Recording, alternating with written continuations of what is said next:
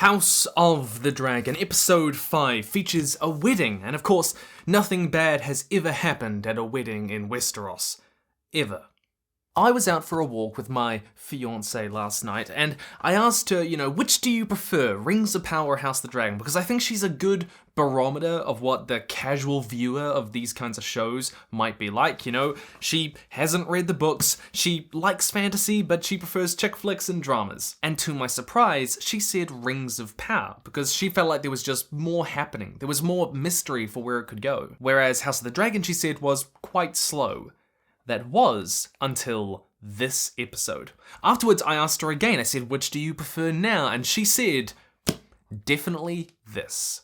But I do think that sentiment might play into how some people feel about the show more broadly. See, there's a clear kernel of tension in House of the Dragon. Viserys is dying, and who is going to follow him? But I can see how there isn't quite as much mystery as to where this might go, second guessing what's gonna happen, as some might want from a series like this. Are you one of those people? Now, I know what wild stuff is coming, so all of this setup feels totally appropriate for me, but I can see how that sense of, what's gonna happen next isn't quite as strong at the moment, because I know that feeling is gonna kick in a lot stronger later in the story. And the truth is, we need all of the setup for that to make sense, even if it does, I guess, feel a bit meandering at the start, introducing things, resolving them a little bit. But this episode is about power, love, and allegiance. Viserys and Rhaenyra go to Driftmark, the island home of the Velaryons, to propose a marriage between Rhaenyra and her second cousin,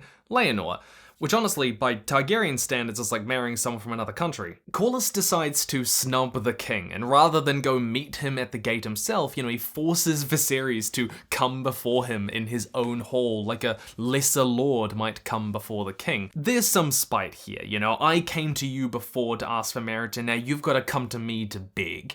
Corlys even worries, did I overplay my hand? Because even Viserys is a little bit wary of this.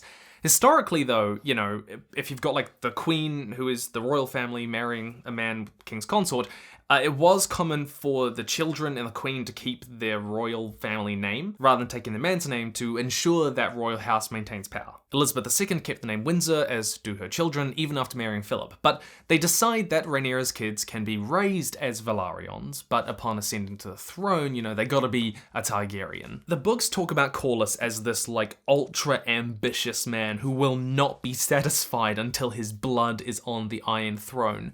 So, even though he tells Viserys, I just want clarity as to how succession's gonna work. It is clearly a power play to get a Velaryon on the throne, or at least more in the royal books, or to be seen as equals, more power, more position.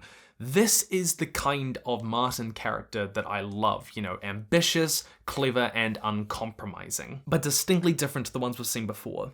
I've talked before about how Viserys is a man who carries power, but does not wield it. As in, he has a scene later on in this episode where he says, what will they say of me when the histories are written? I have neither fought, nor conquered, nor suffered any great defeat. And of course, that's really cool because Fire and Blood is written as an in-world history book. It's written by a maester with biases and different interpretations of events. And funnily enough, King Viserys is remembered as not the strongest-willed of kings. Always amiable and anxious to please, he relied greatly on the counsel of the men around him. How they realized him in this series is just fantastically done as an adaptation. They've built up this fantastic tension as this man at the center who is unwilling to wield power, surrounded by people who are, and often dangerously. Daemon, Otto, Rhaenyra, Corlys, there's this real sense that, he is the linchpin keeping them all in line, keeping them from going at each other. And I keep coming back to, that moment in Game of Thrones where Robert Baratheon stands up and stops the Hound in the mountain fighting, Stop this madness in the name of your... But again, Viserys never has that presence and will, and the bricks are crumbling. The realm has been at peace for a long time, and there's this constant underlying subtext of burgeoning violence. We see that in the Bracken kid that kills the Blackwood in the last episode, in Daemon, who wants glory but cannot find that in times of peace. In the tourney at the start, there's all these young men who've been trained for violence and war, but it's not there, and they don't understand the horrors of it necessarily. This is why when people talk about the series, they don't necessarily talk about him, but what came in his wake. And as it is written, then the storm broke, and the dragons danced. Though you might not have noticed it, this episode also subtly positioned the Strongs, the Lords of Harrenhal, that giant ruined castle at the start, as a powerful family in the politics of Westeros at the moment. We've got Lionel's hand, Larys as this manipulator, and more, Breakbones. Though he's going to show up and do things a lot later. So, that's power. What about love?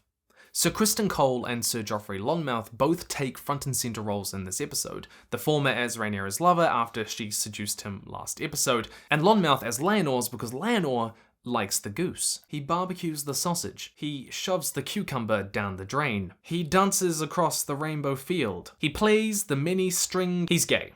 Joffrey Lonmouth is otherwise known as the Knight of Kisses in the book. When Rhaenyra bestowed her garter, her new husband laughed and gave one of his own to Sir Joffrey. Giving your garter or a favour is kind of like flirting back in those days, and one of the features of Martin's writing style is that he really does highlight, people of other sexualities.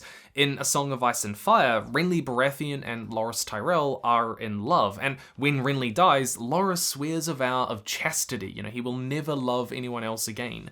It's actually one of the most stable and loving relationships in the series. Now, in the books, we don't really know what causes the rift between Criston and Rhaenyra. There are a bunch of different explanations, but the show does seem to align with one version of events. He told Rhaenyra that he had a ship waiting on the bay and begged her to flee with him across the narrow sea. They would be wed in Tyrosh or Old Volantis. But Rhaenyra refused him and meant more than to live out her life as the wife of a common sellsword. And if she could set aside his Kingsguard vows, why would marriage vows mean any more to him? This version also seems to reflect some of the sentiments behind the scene. Criston Cole might genuinely love her, but she's more interested in power and destiny, and there's something kind of humiliating in that, that he basically risked the greatest achievement of his life, becoming one of the Kingsguard, to be with her, where she kind of sees this fun thing to have on the side at no risk to her, which is why he bursts out with, so you want me to be your whore, pretty much? Other versions say that, she made a move on him and he rejected her, but I like the version they chose because I think it shows how Rhaenyra's flaws are slowly stacking up against her. I do have one criticism. While I've mostly praised how they've handled the timeline in this series, and we're about to get a 10-year jump, I believe, so we'll see how that goes, I can understand how, if you're not familiar with the material, you might feel like we're sort of jumping from plot beat to keep things going forward. We were introduced to the conflict in the Stepstones, and then there was a battle and Daemon was done, right? See, we didn't really see the growth in Criston's and Rhaenyra's feelings, especially not to this intensity, We were sort of at the beginning of their thing, and now we're suddenly here, right? And we have to presume that development happened off screen. So what they've done really well for the most part is that any of these major shifts that happen in the story, the core emotional beats happen on screen so that we're set up for that change when we see a next episode. But I would have liked to have seen more of Criston's adoration for her to get to this point. Ultimately, though, these two romantic threads collide at the wedding when Sir Criston Cole straight up snaps and murders the Knight of Kisses, who will give kisses no more.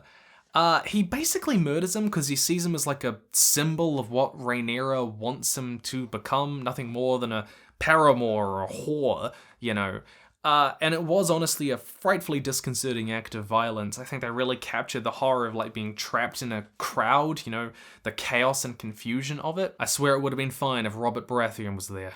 Now in the books, this all takes place at Attorney, but they've kind of already done Attorney episodes, so I get why they changed that. But the events are broadly the same, different order, different emphasis, but mostly for more character-focused reasons, which I like. But was it just me, or did they keep going back to Viserys eating that damned lobster, like frickin' Denethor eating the cherry tomatoes? I don't know why. I was like, is there some symbolism here I am missing? I don't know, let me know in the comments. Again though, there's that timeline shift. I feel like I kind of wanted to see the impetus for this moment a bit more. I wanted to see Criston's capability for violence. To me, this wasn't a supernatural evolution of the character that I knew, even if I liked the plot beat in concept, right?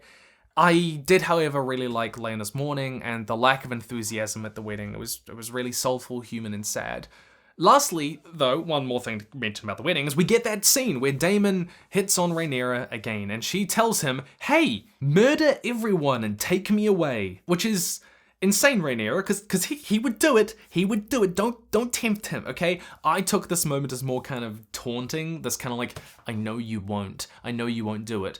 But yeah, wow. I don't know. It's nice to see Rhaenyra's character taking form. Lastly, allegiance. So Alicent Hightower is probably my favorite character because she's in such a complicated emotional place. She wants to be loyal to Rhaenyra. She's even stood up to Otto, father, for her, but Rhaenyra is making it as hard as possible. She learns in this episode that while Rhaenyra didn't technically lie to her, she clearly left out some important information. It's lying by omission, basically. She certainly concealed the truth, and there's this undercurrent to Alicent's story of nobody taking her seriously. Otto, Rhaenyra, even Viserys, nobody really sees her as an equal. Nobody cares that much about what she thinks or what she can do.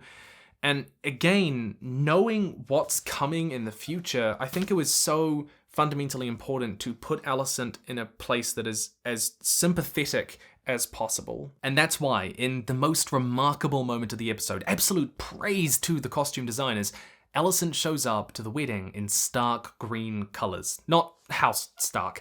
In past episodes, she's worn Targaryen red and gold and black, but these are the colours of House Hightower. Well, in the books, it's more like grey and red and white, but whatever. House of the Dragon is all leading up to this Targaryen civil war between the Blacks and, you guessed it, the Greens. I won't tell you which sides people land on, but that's why this gown, why this moment is so significant. The Queen wore a green gown, note was taken, and thereafter it became custom to refer to the Greens when talking of the Queen's party. Again, these cracks are forming, tensions are rising as allegiances become clear. At the wedding, she calls Rhaenyra stepdaughter. It's kind of condescending, it's clearly indicating a distance between the two of them, and we get a bit more of that in the books. The coolness between the king's wife and king's daughter was plain for all to see. Even envoys from the Free Cities made note of it in letters sent back to Pentos, Bravos, and Old Volantis. I think that they have done the breakdown of this friendship really, really well. You come away from it kind of not really hating either party, you're just sad that it has played out the way it has. Kristen's allegiance also changes in this episode, it seems, from Rhaenyra to, well, who is there to help him and see him at the end in his grief, but Alicent.